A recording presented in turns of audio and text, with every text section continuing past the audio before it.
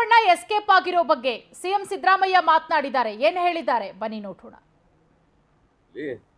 ಕದ್ದು ಹೋಗ್ಬೇಕಾದ್ರೆ ಯಾರಾದ್ರೂ ಹೋಗ್ಬೇಕಾದ್ರೆ ಇಂಟರ್ನ್ಯಾಷನಲ್ ಇವರು ಪೊಲೀಸ್ ಇದೆಲ್ಲ ಇರ್ತದಲ್ಲ, ಪಾಸ್ಪೋರ್ಟ್ ಎಲ್ಲ ಚೆಕ್ ಆಗ್ಬೇಕು, ವೀಸಾ ಎಲ್ಲ ಚೆಕ್ ಆಗ್ಬೇಕು, ಯಾವ ದೇಶಕ್ಕೆ ಹೋಯ್ತಾರೆ ಅಂತ ಗೊತ್ತಾಗ್ಬೇಕು, ಯಾರ್ಯಾರು ಹೋಯ್ತಾರೆ ಅಂತ ಗೊತ್ತಾಗ್ಬೇಕು. ಹಾಗಾದ್ರೆ ಯಾರು ಈ ದೇಶಕ್ಕೆ ಬಂದ್ಬಿಡ್ಬೋದಾ ಇವ್ರಿಗೆ ಗೊತ್ತಿಲ್ದಿರ? ಬರಕ್ ಆಗ್ತದೇನ್ರಿ?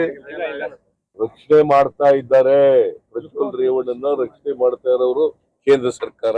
ಆ ಹೆಣ್ಮಕ್ಳು ಇಲ್ಲಿ ಹೋಗಿದ್ರೆ ಪತ್ತೆ ಹಚ್ಚಿ ಸೆಕ್ಯೂರ್ ಮಾಡಿ ಅಂತ ಹೇಳಿದ್ರು. ಮತ್ತೆ ಈ ಮಾತಿಗೂ ಕುಮಾರಸ್ವಾಮಿ ಫ್ರೀ ಹ್ಯಾಂಡ್ ಕೊಟ್ಟಿದೀವಿ ನಾವು ಅಂತ ಹೇಳ್ತಾರೆ.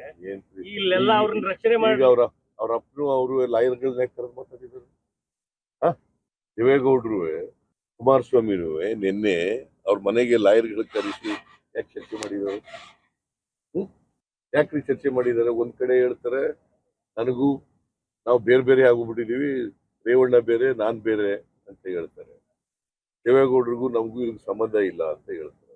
ಇನ್ನೊಂದ್ ಕಡೆ ಇದೆಲ್ಲ ಮಾಡ್ತಾರೆ. ಅದು ಚುನಾವಣಾ ಪ್ರಚಾರಕ್ಕೆ ಹೋಗಿದ್ದಾಗ ಪ್ರಜ್ವಲ್ ರೇವಣ್ಣ ಬೇರೆ ಅಲ್ಲ, ನನ್ನ ಮಗ ಬೇರೆ ಅಲ್ಲ ಅಂತ ಹೇಳ್ತಾರೆ. What does it mean? No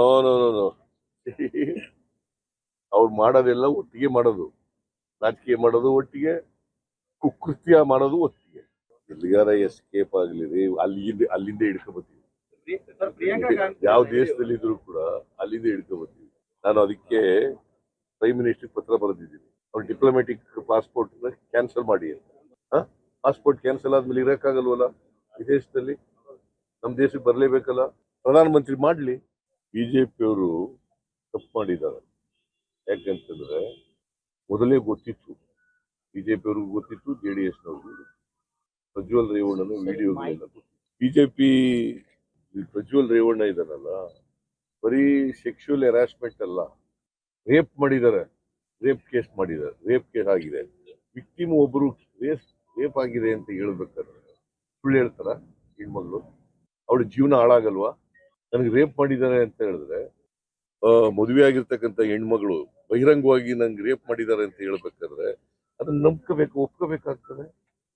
ಒಪ್ಕೋಬೇಕಲ್ಲ. ಅದು ಗೊತ್ತಿದ್ದು ಯಾಕೆ ಶೀಟ್ ಕೊಟ್ರು?